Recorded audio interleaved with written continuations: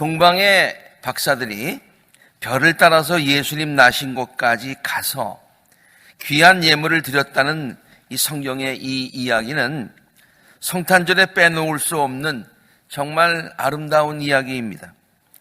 그래서 성탄절이 되면은 우리가 설교 끝나고 나서도 부르겠습니다마는 동방박사 세 사람 귀한 예물 가지고 산을 넘고 물을 건너 별 따라 갔도다. 동방박사 세 사람, 이 찬송 우리가 아주 즐겨 부릅니다. 아주 어릴 때 유년주일학교에서부터 불렀던 찬송이죠. 또한 동방박사들이 낙타를 타고 별을 따라가는 저 그림, 그리고 동방박사들이 아기 예수님께 경배하며 예물을 드리는 다음과 같은 그림들은 성탄 카드에 가장 많이 등장하는 가장 성스럽고 아름다운 그림들입니다.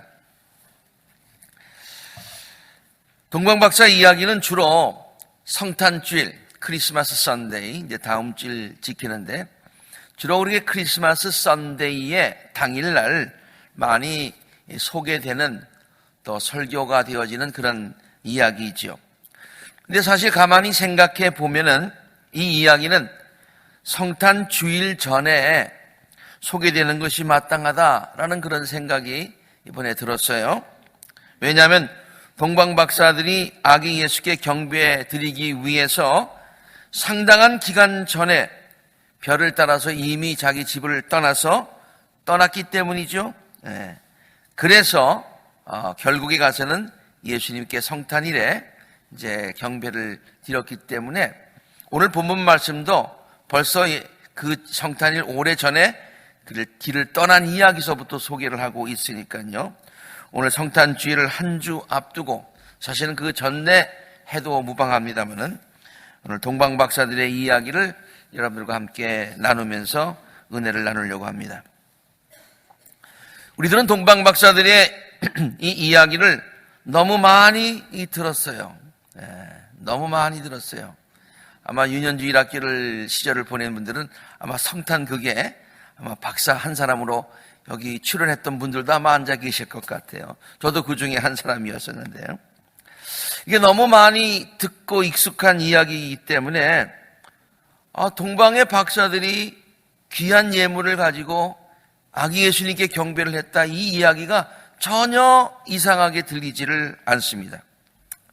그런데 가만히 생각해 보면 이 이야기는 결코 평범한 이야기가 아님을 발견할 수가 있을 것입니다. 복음서는 이 이야기를 통해서 예수 그리스도의 나심의 의미를 극적으로 또 웅변적으로 우리들에게 전하고 있습니다.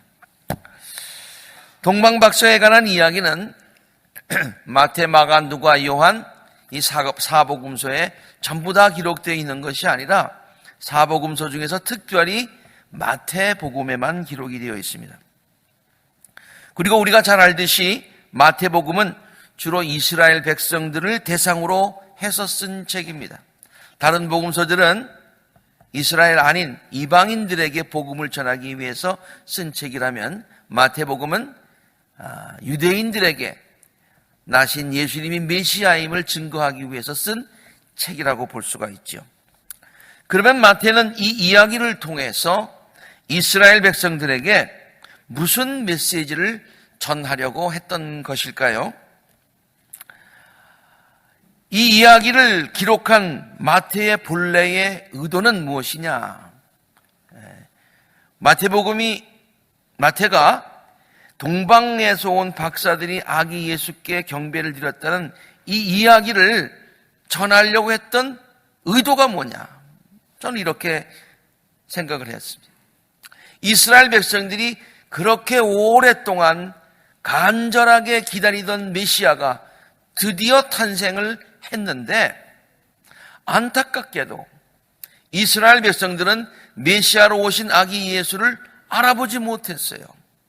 오히려 이방 사람들이 먼저 그를 알아보고 경배하였으니 참으로 부끄러운 일이다 라고 하는 이 사실을 이스라엘 백성들에게, 유대인들에게 전하고 싶은 거예요. 특히 박사들이 동방에서 왔다고 했는데요. 동방이라고 하는 것은 어떤 분들은 이렇게 생각해요. 그 당시에 있는 사람들이 동방에 대한 그런 동경심이 있어서 그렇게 동방에서 온 사람들을 귀중하게 생각했다. 이렇게 해석을 하기도 합니다만은, 그러나 동방이라고 하는 것, 이스라엘 백성들에게 동방이라고 하는 의미는 지리적으로 바벨론, 페르시아를 얘기하고 있어요. 그렇죠? 저기 예루살렘이라고 하는 곳이 있고, 그 올라가면 조금 오른쪽 가면 바벨론이 있고, 나중에 또 페르시아 큰 제국으로 이제 편입이 되지요. 바벨론과 페르시아 제국이 이스라엘 백성들에게 어떤 의미가 있나요? 그들은 이스라엘의 원수 나라들입니다. 한때 그들을 포로로 잡아갔잖아요. 바벨론 포로로 잡혀갔어요.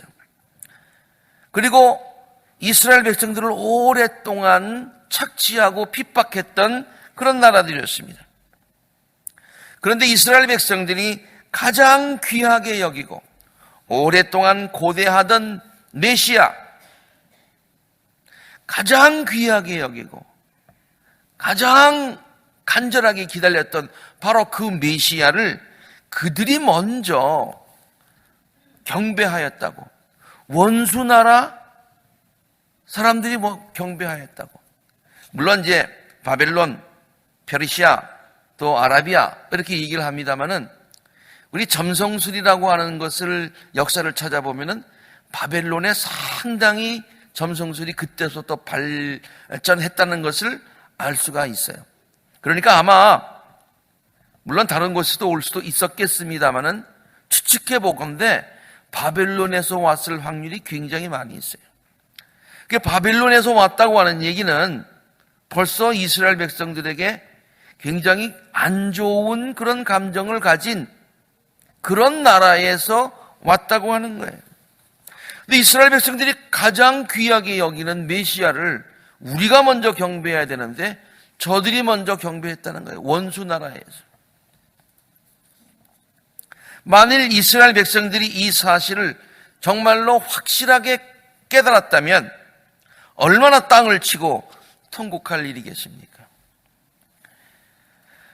마태가 이렇게 부끄러운 사실을 이스라엘 백성들에게 일깨워주는 이유는 분명해요. 참 부끄러운 사실인데 이 사실을 지금 이스라엘 백성들에게 일깨워주고 있어요. 네.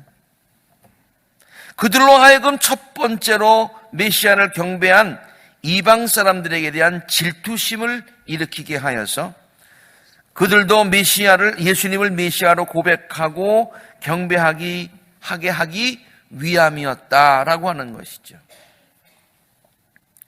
목사님, 좀 해석이 좀 너무 지나치게 해석한 것 아닌가요?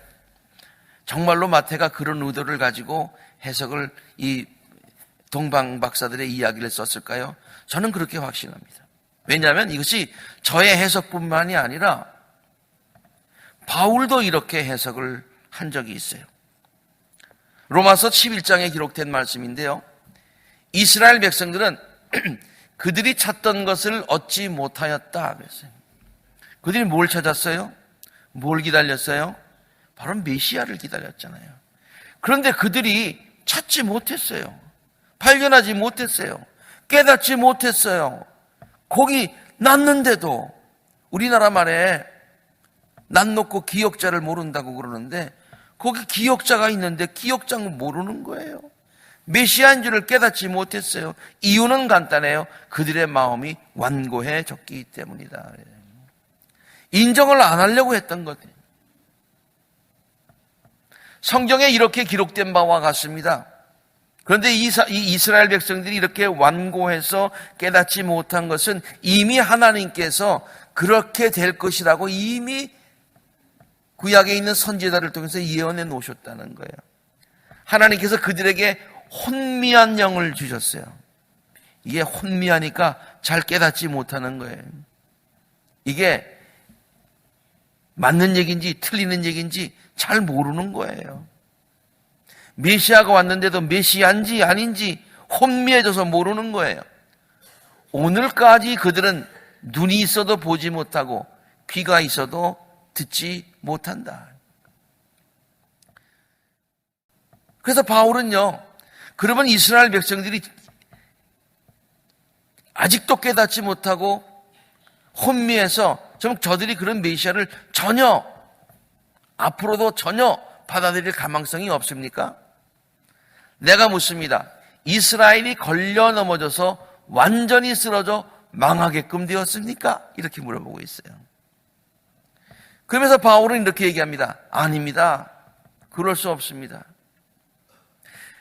그들의 허물 때문에 이스라엘 백성들이 메시아를 깨닫지 못해서, 지금 이 마태복음의 이야기에 의하면 깨닫지 못해서 경배를 못 드렸는데 그냥 잠시 와서 그냥 보고 갔잖아요.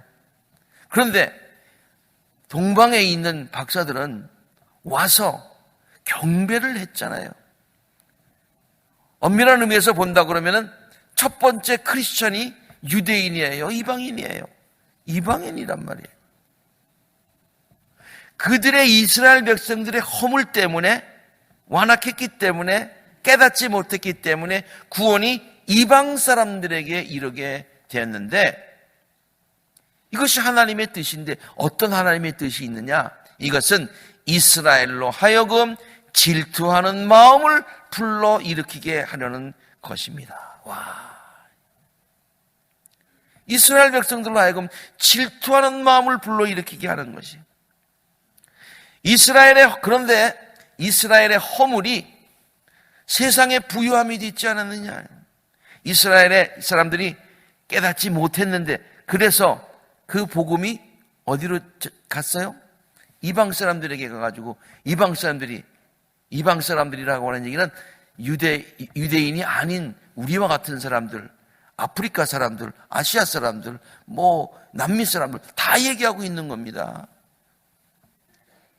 그러니까 이스라엘 사람들은 소수고 어떻게 보면은 대다수의 크리스찬들을 얘기하고 있어요. 우리가 부유하게 되었잖아요. 이스라엘의 실패가, 이스라엘 사람들이 메시아를 알아보지 못한 그 실패한 것이 이방 사람들이 부요함을 누리게 되었다면, 영적으로 부유하게 되었다면, 구원을 받게 되었다면, 하나님의 자녀가 되었다면, 하나님의 축복을 누리었다면, 이스라엘 전체가 바로 설 때는, 나중에 그것을 깨달을 때는 그 복이 얼마나 더 크겠느냐라고 바울이 얘기하고 있습니다. 물론 마태가 동방박사들의 이야기를 통해서 이스라엘 백성들에게 전하려고 했던 메시지는 지금까지 말씀드린 거예요. 이스라엘 백성들로 하여금 질투심을 불러일으켜서 저들이 나중에 예수님을 메시아로 고백하게 되어서 더 큰 은혜와 축복을 그들뿐만이 아니라 모든 민족들과 나누게 하려는 그와 같은 의도에서 쓴 것은 사실입니다. 그러나 우리들은 마태가 전한 동방 박사들의 이 이야기를 통해서 다음과 같은 귀한 성탄의 메시지를 발견할 수가 있습니다. 첫 번째로, 복음서는 동방 박사들이 아기 예수께 경배를 드렸다는 이야기를 통해서 예수님은 만왕의 왕으로 오신 분이심을 강력하게 우리들에게 보여주고 있습니다. 좀 더 구체적으로 말씀을 드리자면, 예수님은 모든 나라 백성들로부터 경배를 받으시기에 합당하신 분이시다라고 하는 것을 복음서는 우리에게 증거하고 있는 것이죠. 이것을 기록한 마태는요, 이 사실을 강조하기 위해서 동방으로부터 온 박사들이라는 말 앞에 우리말 성경에는 번역되지 않은 보라, behold 라는 말을 써서 이 사건의 중대성을 강조하고 있습니다. 예수님께서 유대 땅 베들레헴에서 탄생하셨는데 헤롯 왕 때이다 라고 하면서요, 동방으로부터 from the east, 동방으로부터 예루살렘에 현인들이, 지혜로운 자들이, 오늘 박사라고 해석을 했는데, 그들이 온다라고 하는 그 말 앞에 behold, 보아라, 중요한 사실이 있다 라고 강조해서 얘기하고 있어요. 어떤 이들은 기독교가 본래는, 예수님이 본래는 율법을 완성하시러 오셨고 이스라엘 백성들, 잃어버린 자들을 찾으러 오셨다. 그래서 이스라엘 백성들을 위해서 오셨는데 이스라엘 백성이 그걸 갖다가 받아들이지 않게 되자 사도 바울이 그 예수의 그 은혜의 복음을 세계적인 모든 민족이 구원받는 복음으로 이렇게 신학화를 해서, 그리고 실제로 로마로 가서 그 복음을 모든 민족들에게 전하게 하는데 신학화하는 작업도 그렇고 실제로 전도자의 사명을 감당한 것도 바울이다. 그래서 유대 사람들에게 머물러 있을 뻔했던 그 기독교를 바울 때문에, 예수님은 본래 그런 계획이 없으셨는데 바울 때문에 그 기독교 복음이 세계화되게 된 것이다라고 설명을 하고 또 그렇게 해석을 하기도 해요. 저는 거기에 반대입니다. 잘못된 것입니다. 그것은 바울이 만든 것이 아니라 본래 성경이, 본래 예수님께서 만왕의 왕으로 오신 거예요. 유대인의 왕으로 오신 것이 아니라 만왕의 왕으로 오신 거예요. 복음서는 이 사실을 강조하고 있어요. 만 백성들을 구원하시기 위해서, 이스라엘 백성들을 구원하시기 위해서 오신 분이 아니라 만 백성을 구원하시기 위해서 오셨다고 예수님의 탄생 기사로부터 시작해서 얘기를 하고 있어요.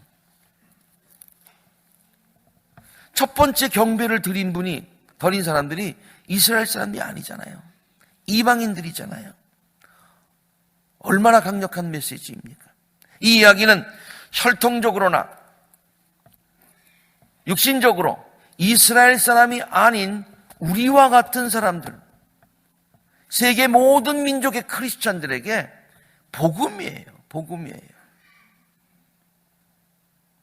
제일 먼저 크리스찬이 유대인이 아니라 이방인이잖아요. 우리와 같은. 그리스도의 복음은 예수께서 태어나실 때부터 혈통을 초월한 것임을 성경이 확실하게 증거해주고 있는 것이죠. 바울은 로마서에서 이 사실을 다음과 같이 증거하고 있습니다.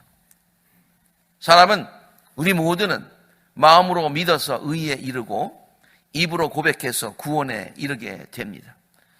성경은 그를 믿는 사람은 누구나, 유대 사람뿐만 아니라 누구나, everybody, 부끄러움을 당하지 않을 것이다라고 말하고 있어요. 유대 사람이나 그리스 사람이나 차별이 없어요. 유대 사람이나 바벨론에서 온 사람이나 페르시아에서 온 사람이나 아라비아에서 온 사람이나 차별이 없다, 그런 얘기예요. 그는 모든 사람에게 똑같이 주님이 되어주시고 그를 부르는 모든 사람에게 풍성한 은혜를 내려주십니다. 주의 이름을 부르는 사람은 누구나 구원을 얻을 것입니다. 마태는 이렇게 동방에 어서 온 박사들의 이야기를 통해서 복음의 가장 중요한 것을 선포하고 있다라고 하는 것이죠. 둘째로 동방 박사들은 우리들에게 우리들의 삶에서 가장 중요하고 고귀한 것이 무엇인지를 가르쳐주고 있습니다.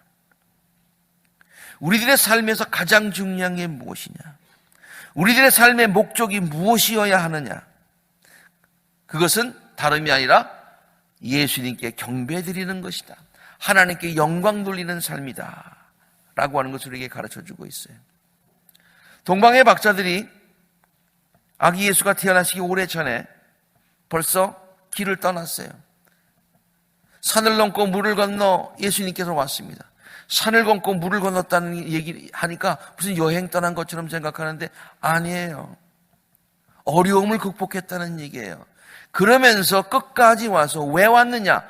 예수님께 경배하기 위해서 왔다는 거예요. 그들의 목적은 예수님께 경배드리고 예수님께 영광 돌리는 것이었다는 거지요. 우리 인생의 목적이 뭐라고 그랬어요? 하나님께 영광을 돌리는 거라고 그랬어요. 어떻게? 몸을 다하고 마음을 다하고 뜻을 다해서 하나님께 영광을 돌리는 거라고 그랬어요. 그것이 하나님이 우리 인간을 지으신 목적이라고 했어요. 동방 박사들이 자기 집을 떠나서 예수님께 가는 그 여정을 믿음의 여정이라고 우리가 그렇게 얘기를 합니다. 마찬가지입니다.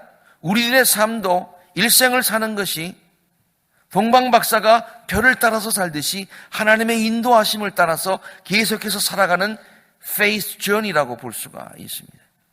그 faith journey에 믿음의 여정 가운데 우리의 목적이 무엇입니까? 그것이 바로 하나님께 영광을 돌리는 데 있다라고 하는 것이죠. 우리나라 성경에는 참 그 이 와이즈맨을 박사라는 말로 표현을 번역을 했어요. 박사라는 말로. 영어 성경은 그냥 무슨 닥터 이렇게 번역을 안 하고요. 와이즈맨 그렇게 번역을 했습니다. 혹은 메자이라고 번역을 했습니다.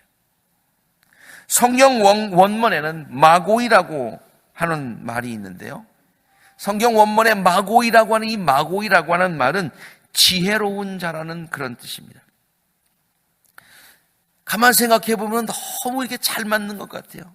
너무 신비한 것 같아요.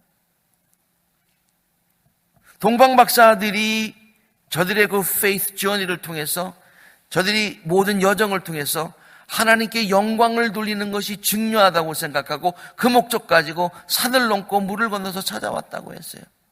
저들은 참 지혜자라고 했어요. 성경은요, 참 지혜를 뭐라고 얘기를 합니까? 참 지혜는 여호와를 경외하는 것이 참 지혜. 지혜자는 뭐냐? 여호와를 경외할 줄 아는 사람이 참 지혜자라고 하는 것이.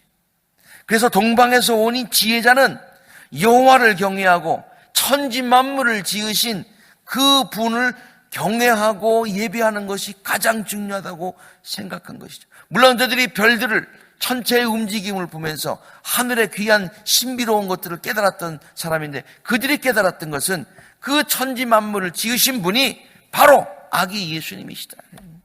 그래서 그를 경배하기 위해서 왔다고 하는 것이죠. 우리들의 삶에도 이러한 지혜가 있기를 바랍니다. 여호와를 경외하고 주님께 찬양드리는 경배의 삶이 참 지혜의 삶이다. 그래서 우리들의 삶의 여정의 목적이 주님께 영광을 돌리는 것에 있다라고 하는 것을 동방의 박사들의 여정을 통해서 우리 함께 배울 수 있었으면 좋겠습니다.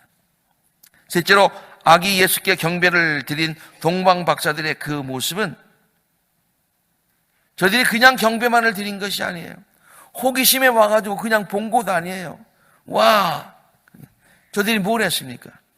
저들이 황금과 유향과 모략을 드리면서 자기들이 경배를 찾아온 그분이 누구신가 하는 것을 고백했다고 하는 것이에요. 고백했다고 하는 것이에요. 우리 연합감리교회에요, 아주 재미난 그런 성도들을, 이 교인 나온 사람들을 구분하는 것이 있어요. 그냥 멤버가 있어요. 그냥 교회 나오는 출석하는 사람이 있어요. 그런데 고백한, 신앙을 고백한 멤버가 있다는 거예요. 신앙을 고백한 멤버. 우리가 그냥 예배 드리러 나오는 것이 아니에요.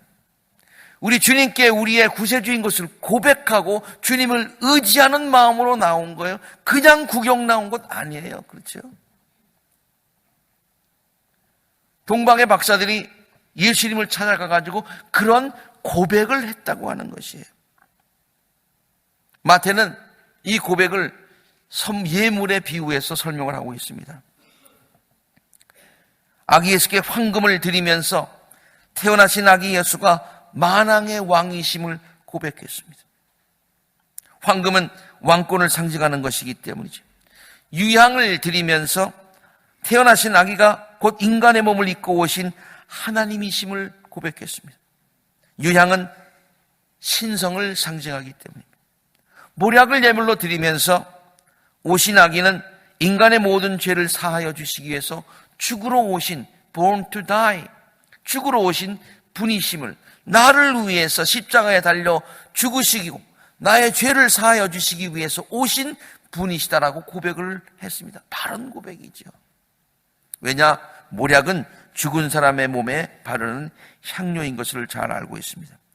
이번 성탄절을 지내면서 우리 모두에게 예수님께 대한 이와 같은 신앙 고백이 다시 한번 있게 되기를 바랍니다. 그리고 주님 앞에 나올 때마다 그저 나오는 것이 아니라 주님을 우리의 구세주로 고백하고 의지하는 동방박사와 같은 마음을 가지고 경배하는 마음, 의지하는 마음, 그 마음 가지고 늘 주님 앞에 나오시는 우리 모두가 되시기를 간절히 바랍니다. 네 번째로 아기 예수께 경배드리는 동방박사들의 모습이 그렇게 아름답고 숭고하게 보이는 이유는요, 저들의 겸손함에 있습니다. 저들의 겸손함에 있고, 저들은 동방에서 지혜자라고 했기 때문에 아주 지체도 높은 사람들이었어요. 그래서 그 이후에 나오는 여러 가지 전승들에 의하면은 저들을 그냥 박사라고 부르지 않고, 그냥 와이즈맨이라고 부르지 않고 킹이라고 부르기까지 해요. 자료를 쭉 찾아보니까 저들의 유해가 이제 이렇게 저렇게 옮겨 다니다가 로마에 있는 그 베드로 성당에도 있다가 나중에는 어디로 옮겨가게 되는 거 아니? 신성 로마 제국의 독일의 쾰른이라고 하는 거기 성당에 지금도 그 유해가 있다고 그래요. 근데 그 유해를 설명하면서 거기다 킹스라고 그렇게 설명을 하고 있어요. 그 지체가 굉장히 높은 사람입니다. 지혜자니까 상당한 지식이 있었던 사람들입니다. 저들은 하늘의 별들을 연구하면서 세상에 일어나고 있는 모든 일들을 예언할 수 있었던 사람입니다. 그들이 연구하다가 만왕의 왕, 이 천지 만물을 지으신 분이 탄생하셨구나라는 것을 깨닫고서 이제 경배를 하러 왔어요. 와가지고 별들을 따라와서 보니까 저들이 생각할 때 당연히 만왕의 왕이시면 예루살렘에 이 유다에 왔으니까 당연히 왕궁에서 태어나시지 않았겠어요? 그래서 예루살렘으로 먼저 갔어요. 아니 거기 안 계신 거예요. 왕도 몰라요.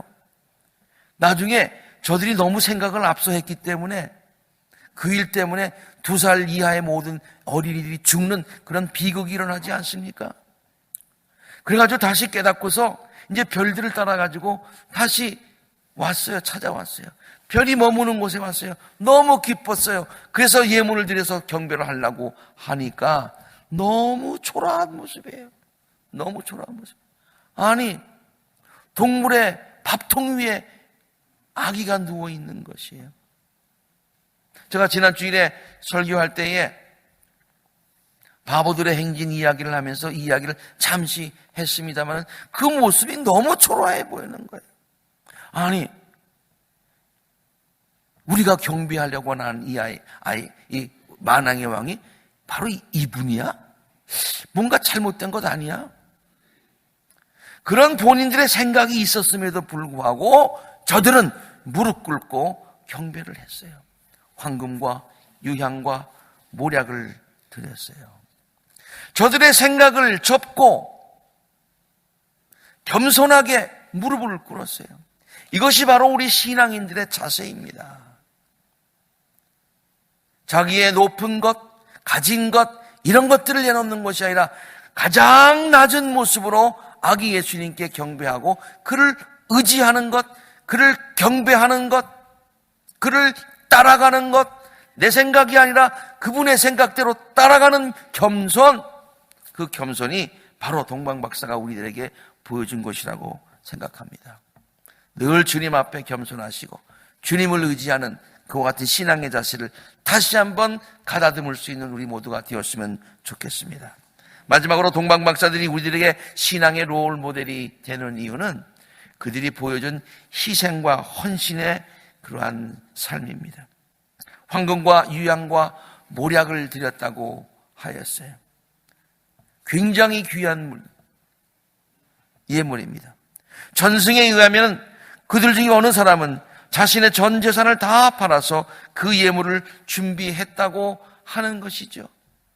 어떤 또 자료에 보면은 그렇게 떠났던, 좀 늦게 출발했던 어떤 동방의 한 박사는 자기 모든 것을 다 정리해가지고 길을 출발을 했는데 그 합류하지 못하고 나중에 헤매다가 또 가는 길에 가난한 사람, 불쌍한 사람들을 도와주다 보니까 자기 가진 모든 것들을 다 헌신했다고 하는 그런 아름다운 이야기를 또 전해오는 것을 여러분이 아마 들으셨을 것입니다. 그 당시 교통이 발달되지 않았는데 산을 넘고 물을 건너서 찾아간다고 하는 것 쉬운 일이 아니었을 것입니다. 도적의 위험도 있었을 것입니다. 그러나 저들은 별을 따라서 산을 넘고 물을 건너서 예수 그리스도께로 다가갔습니다. 산을 넘고 물을 건넜다고 그러니까 굉장히 즐거운 여행처럼 아주 시적으로 들리지만은 여러분, 산을 넘어보셨어요? 한번? 물을 건너보셨어요? 진짜로? 배가 아닌 그거 가지고 낙타를 타고 물을 건너보셨나 이 말이에요. 길이 아닌 곳으로도 갈 수도 있었을 것이에요. 그러나 저들은 모든 것을 내려놓고 자기들의 생각을 내려놓고 자기들이 가졌던 것을 내려놓고 그러나 산을 넘고 물을 건너서 별이 인도하는 대로 갔다. 이것이 신앙의 여정을 가는 우리 모든 성도들의 그런 자세이어야 되는 것입니다. 그러므로 동방의 박사들이 이러한 여정을 한 것은 저들이 우리들의 삶의 여정에, 신앙의 여정에 롤 모델이 된다고 하는 것이죠. 찬송가 116장 우리가 함께 부르겠습니다마는 5절 가서는 다음과 같이 노래하고 있습니다. 동방박사 본을 받아 우리도 전하세요.